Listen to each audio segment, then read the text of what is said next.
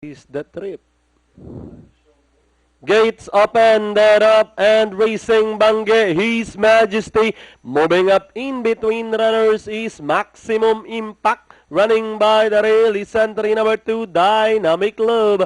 As they race towards the last 800, Dynamic Love takes the lead by the rail. His Majesty is on the outside. Maximum Impact is racing in third. Is Strong Boy down in fourth. King Bearheart by the rail as they race towards the last 450.